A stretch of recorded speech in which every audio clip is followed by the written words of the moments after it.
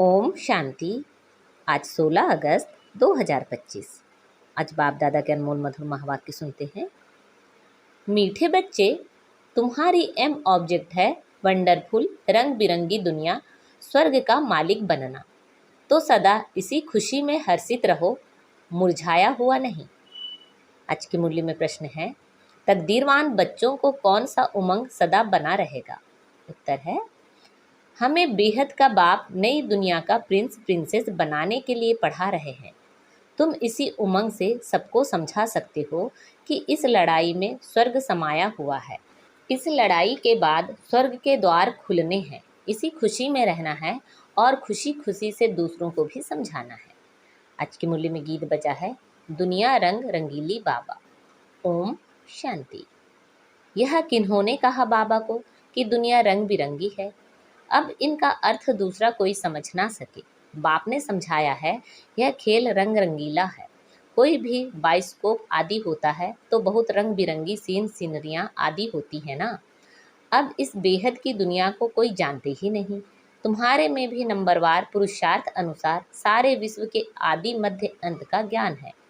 तुम समझते हो स्वर्ग कितना रंग बिरंगा है, खूबसूरत है, जिसको कोई भी जानते नहीं, कोई की बुद्धि में नहीं है। वह है वंडरफुल रंग बिरंगी दुनिया। गाया जाता है वंडर ऑफ द वर्ल्ड। इसको सिर्फ तुम जानते हो। तुम ही वंडर ऑफ वर्ल्ड के लिए अपनी अपनी तकदीर अनुसार पुरुषार्थ कर रहे हो। एम ऑब्जेक्ट तो है, वह है वंडर ऑफ वर्ल्ड। बड़ी रंग बिरंगी दुनिया है जहाँ हीरे जवाहरातों के महल होते हैं। तुम एक सेकंड में वंडरफुल वैकुंठ में चले जाते हो, खेलते हो, रास विलास आदि करते हो।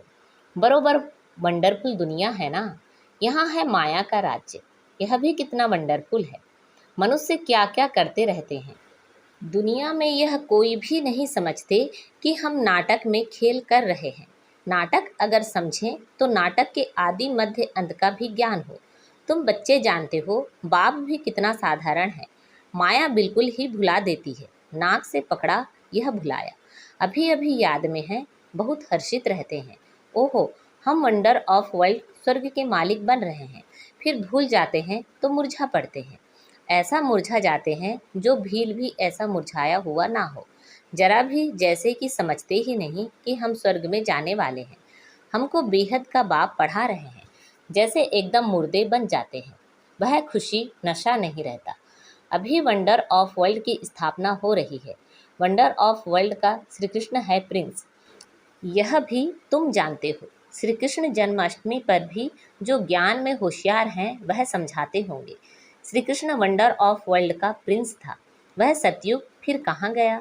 सतयुग से लेकर सीढ़ी कैसे उतरे? सतयुग से कलयुग कैसे हुआ? उतरती कला कैसे हुई? तुम बच्चों की बुद्धि में ही आएगा। उस खुशी से समझाना चाहिए। श्री कृष्ण आ रहे हैं। श्री कृष्ण का राज्य फिर स्थापन हो रहा है।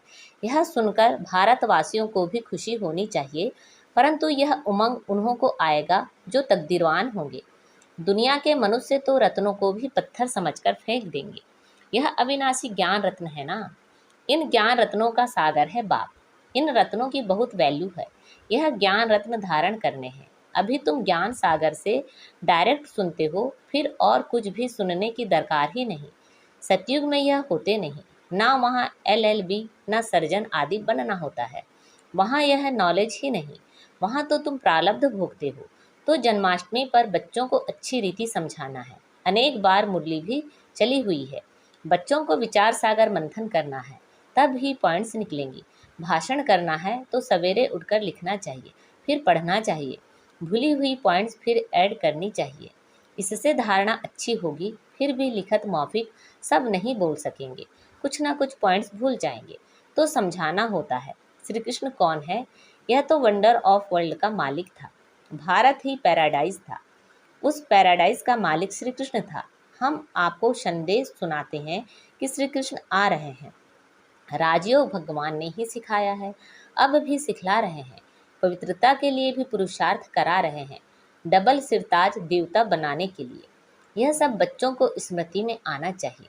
जिनकी प्रैक्टिस होगी वह अच्छी रीति समझा सकेंगे। श्री कृष्ण के चित्र में भी लिखत बड़ी फर्स्ट क्लास है। इस लड़ाई के बाद स्वर्ग के द्वार खुलने हैं। इस लड़ाई में जैसे स्वर्ग समाया हुआ है। बच्चों को भी बहुत खुशी में रहना चाहिए। जन्माष्टमी पर मनुष्य कपड़े आदि नए पहनते हैं, लेकिन तुम जानते हो कि अभी हम यह पुराना शरीर छोड़ नया कंचन शरीर लेंगे। कंचन काया कहते हैं ना, अर्थात सोने की काया। आत्मा भी पवित्र, शरीर भी पवित्र। अभी कंचन नहीं है, नंबर वन नहीं है। कंचन बनेगी ही याद की यात्रा से। बाबा जानते हैं बहुत हैं जिनको याद करने का भी अक्ल नहीं है। याद जब मेहनत करेंगे तब ही वाणी जौहरदार होगी। अभी वह ताकत कहाँ है? योग है नहीं, लक्ष्मी नारायण बनने की शक्ल भी चाहिए ना।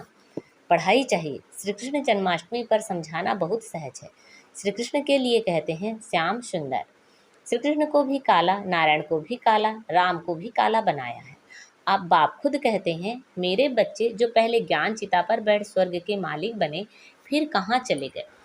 काम चिता पर बैठ नंबरवार गिरते चले आए। सृष्टि भी सतो प्रधान सतो रजो तमो बनती है, तो मनुष्यों की अवस्था भी ऐसी होती है।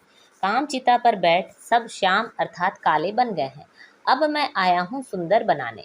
आत्मा को सुंदर बनाया जाता है। बाबा हर एक की चलन से समझ जाते हैं। मनसा वाचा कर्मणा कैसे चलते हैं, कर्म कैसे करते हैं, उससे पता पड़ जाता है। बच्चों की चलन तो बड़ी फर्स्ट क्लास होनी चाहिए। मुख से सदैव रत्न निकलने चाहिए। श्री कृष्ण जयंती पर समझाने का बहुत अच्छा है। श्याम और सुंदर की टॉपिक हो। श्री कृष्ण को भी काला तो नारायण को भी, राधे को भी काला क्यों बनाते हैं? शिवलिंग भी काला पत्थर रखते हैं। अब वह कोई काला थोड़ी ही है। शिव है क्या और चीज क्या बनाते हैं? इन बातों को तुम बच्चे जानते हो। काला क्यों बनाते हैं तुम इस पर समझा सकेंगे।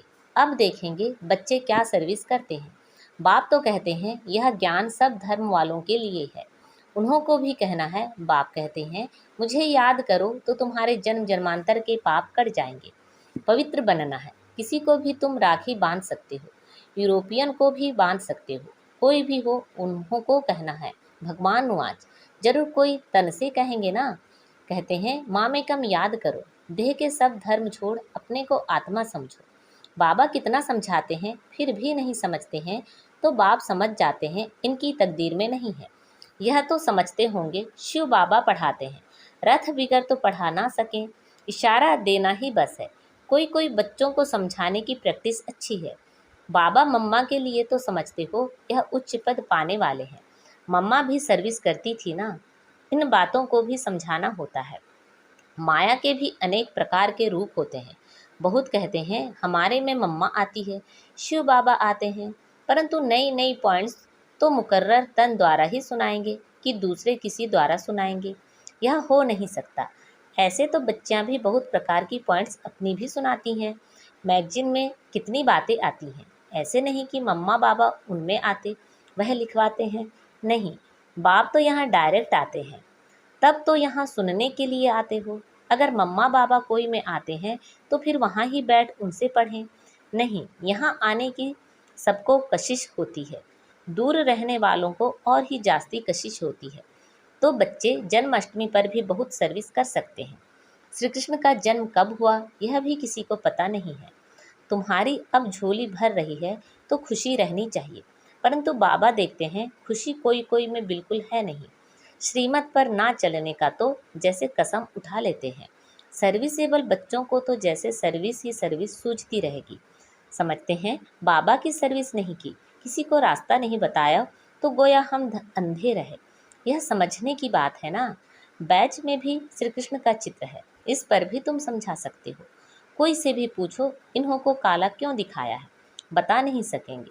शास्त्रों में लिख दिया है राम की स्त्री चुराई गई, परंतु ऐसी कोई बात वहाँ होती नहीं।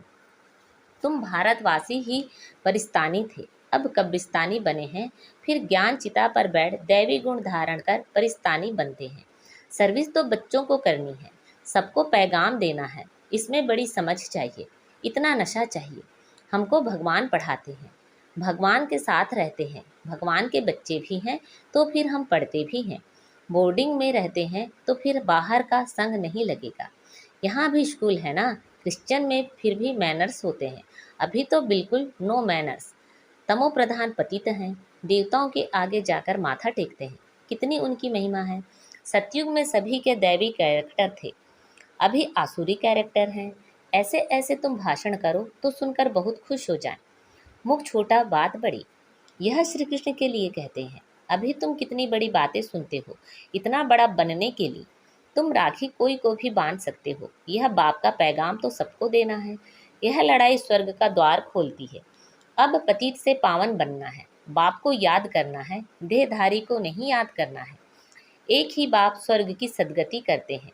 यह है ही आयरन एज्ड वर्ल्ड। तुम बच्चों की बुद्धि में भी नंबरवार पुरुषार्थ अनुसार धारणा होती है। स्कूल में भी स्कॉलरशिप लेने के लिए बहुत मेहनत करते हैं। यहाँ भी कितनी बड़ी स्कॉलरशिप है, सर्विस बहुत है। माताएं भी बहुत सर्विस कर सकती हैं। चित्र भी सब उठाओ, श्री कृष्ण का काला, नारायण का काला, रामचंद्र का भी काला चित्र उठाओ, शिव का भी काला। फिर बैठ समझाओ, देवताओं को काला क्यों किया है। श्याम सुंदर, श्रीनाथ द्वारे जाओ तो बिल्कुल काला चित्र है। तो ऐसे ऐसे चित्र इकट्ठे करने चाहिए, अपना भी दिखाना चाहिए। श्याम सुंदर का अर्थ समझाकर कहो कि तुम भी अब राखी बांध काम चिता से उतर ज्ञान चिता पर बैठेंगे तो गोरा बन जाएंगे। यहाँ भी तुम सर्विस कर सकते हो, भाषण बहुत अच्छी रीति कर सकते हो कि इन्हों को काला क्यों किया है, शिवलिंग को भी काला क्यों किया है, सुंदर और श्याम क्यों कहते हैं, हम समझाएं। इसमें कोई नाराज नहीं होगा, सर्विस तो बहुत सहज है।